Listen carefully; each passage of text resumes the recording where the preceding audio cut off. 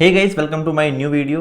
Guys, आज हम math की सबसे बड़ी प्रॉब्लम के बारे में बात करने वाले हैं, जो कि मेरे कुछ काफ़ी सारे कमेंट भी आए, मतलब कि भाई हमारे मैथ में नंबर इंक्रीज नहीं हो रहे हैं। दूसरी बात कि हम जैसे हमारे प्रैक्टिस करते हैं प्रीवियस ईयर क्वेश्चन से या फिर किसी मॉक टेस्ट देते हैं, उसका एनालाइज करते हैं, तो हमें बार बार उसका सोल्यूशन देखना पड़ता है, मतलब हर क्वेश्चन में सोल्यूशन देखना पड़ता है। या फिर कुछ एक ऐसे बंदे होते हैं जिन पे काफ़ी सारे क्वेश्चन तो आते हैं, लेकिन कुछ क्वेश्चन होते हैं जिनको करने एक बार करने के बाद भी अगर दूसरी बार करें तो फिर से हमें सोल्यूशन देखना पड़ता है, तभी हमें आंसर तक पहुंच पाते हैं। तो ये मिस्टेक हमारी क्यों होती है, इसके बारे में बात करेंगे। उससे पहले गाइस मैं आपसे बता देता हूं कि मैंने टेलीग्राम चैनल अभी अभी क्रिएट किया है, तो उस पर जाके जरूर ज्वाइन कर लीजिए। लिंक आपको डिस्क्रिप्शन में मिल जाएगी।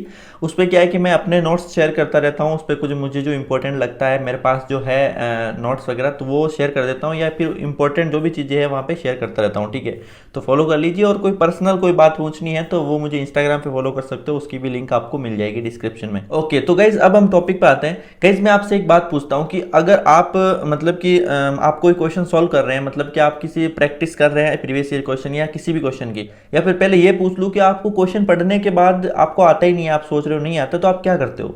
तो उसका एक ही आंसर आता है कि या तो आप सॉल्यूशन देख लेते हो, या फिर आंसर देख लेते हो, या फिर सिंपली आपके पास एक टीचर रूपी एक मशीन है जो कि यूट्यूब पे है। सिंपल यूट्यूब पे सर्च करते हो और वो मशीन आपको बता देती है। हम कर क्या रहे हैं, हम नॉर्मली जो क्वेश्चन होता है उस क्वेश्चन का डायरेक्ट हम आंसर देखने की कोशिश करते हैं, या फिर हमें डायरेक्ट सॉल्यूशन चाहिए होता है, तो हम डायरेक्ट या सॉल्यूशन देख लेते हैं या फिर हम अपनी नोटबुक देख लेते हैं। तो गाइस इस जगह सबसे बड़ी नोटिस करने वाली बात यह है कि हमारे दिमाग ने इस क्वेश्चन के लिए क्या काम किया, क्या हमने उस पर कोशिश की है। हम नॉर्मली किसी भी क्वेश्चन को करते हैं तो उस पे हम 2 मिनट या 3 मिनट से ज़्यादा हम उस क्वेश्चन पे टिकते ही नहीं है, या इसके बाद हम सॉल्यूशन देखने लगते हैं। तो गाइस क्या हम उस क्वेश्चन पे 10 मिनट, 15 मिनट या 20 मिनट उस पर स्पेंड करते हैं?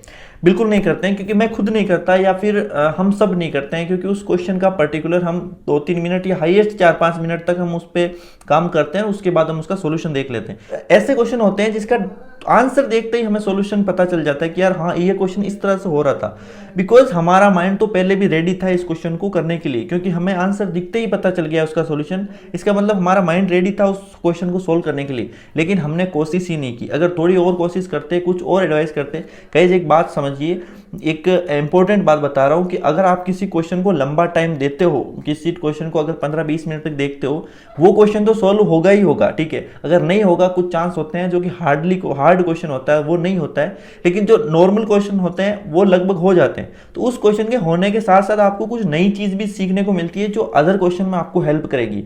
ये पर्टिकुलर आप आजमा के देख लेना। उस क्वेश्चन, किसी भी क्वेश्चन में अटकते हो आप, तो गाइज ऑल ओवर बात ये है कि हम किसी भी क्वेश्चन, अगर कोई क्वेश्चन हमारा नहीं आ रहा, किसी में अटक रहे हैं, तो सबसे पहले हमें उस क्वेश्चन को, हमें खुद को उस पर टाइम देना है। टाइम देने का मतलब उसके अपने जितने भी दिमाग के घोड़े ना सारे दौड़ा लेने हैं। ठीक है, जितने आपके दिमाग में तरीके हैं वो सारे आजमाने हैं। उसके बाद अगर नहीं आता तो उसके बाद आप सॉल्यूशन देखिए और फिर अच्छे से उसको कवर कीजिए। इससे होगा क्या, आप जितना टाइम उस पर दोगे, जितना आपके क्वेश्चन आपके दिमाग में बैठ जाएगा, बाद में आपको बार बार प्रैक्टिस करने की जरूरत नहीं पड़ेगी, क्योंकि वो उस क्वेश्चन को आपने टाइम दिया है, तो वो क्वेश्चन, उस क्वेश्चन के कंसेप्ट आपके सारे दिमाग में बैठ जाएंगे। तो गाइस हम सबके दिमाग में ये थिंकिंग डाल दी गई है, मतलब मॉक टेस्ट में या फिर काफी सारे यूट्यूब पे हमें बता दिया जाता है कि यहाँ पे हम जितना कम टाइम देंगे क्वेश्चन को, वहां पे भी हमें कम टाइम, मतलब हैबिट बन जाएगी। ऐसा कुछ नहीं है गाइस, अगर आपको क्वेश्चन आ रहा है तो आपकी हैबिट वैसे ही बन जाएगी, आपको जल्दी जल्दी क्वेश्चन सॉल्व कर लोगे। लेकिन आपको क्वेश्चन ही समझ में नहीं आ रहा है, आप जल्दीबाजी के चक्कर में उस क्वेश्चन के कंसेप्ट को ही भूल रहे हो, तो फिर मतलब ही क्या है, फिर क्वेश्चन दिमाग से निकल जाएगा और एग्जाम में टाइम ज्यादा लगने वाला है। अगर आप किसी क्वेश्चन में अटके हो, बुरी तरह से अटक रहे हो, मतलब नहीं आता, तो वो क्वेश्चन अगर किसी टीचर को, आप ऑफलाइन किसी टीचर को पूछते हो,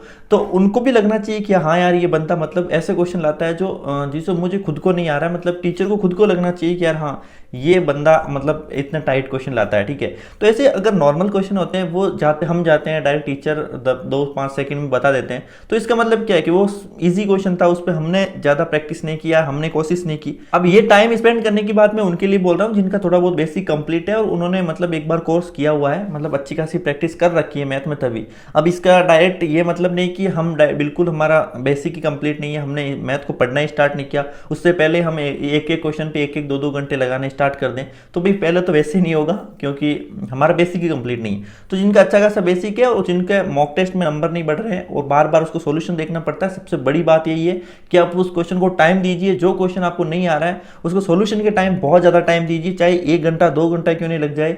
अगर आप कोशिश करोगे तो जरूर आएगा, अगर आपका बेसिक कंप्लीट है तो। अगर बिल्कुल ही नया क्वेश्चन आ गया तो भाई उसकी तो अच्छी बात है, अगर नया क्वेश्चन आ गया तो आपको कुछ अलग ही सीखने को मिलेगा सॉल्यूशन के अंदर।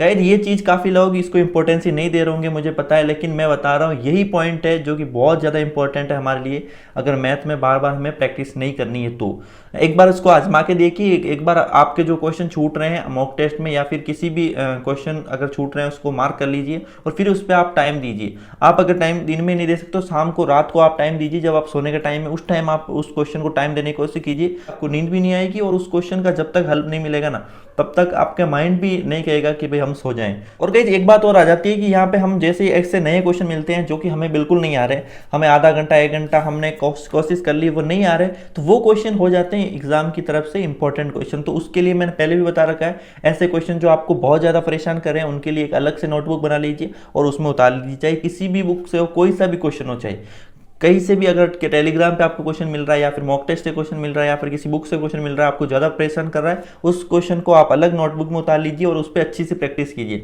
एक बार तो आप कर ही लोगे, जहाँ से क्वेश्चन मिल रहा है उसका सोल्यूशन मिलेगा तो वहाँ से कर लोगे, लेकिन आप अगली बार उसको करते हो तो उसको अच्छा सा टाइम दीजिए। जब तक उस क्वेश्चन नहीं आ रहा है उसका सोल्यूशन मत देखिए, अच्छा टाइम दीजिए, जैसा कि मैंने अभी बताया, क्योंकि इस टाइम आपका एग्जाम नहीं है, एग्जाम में आपको टाइम बचाना है, एग्जाम में बचाना है।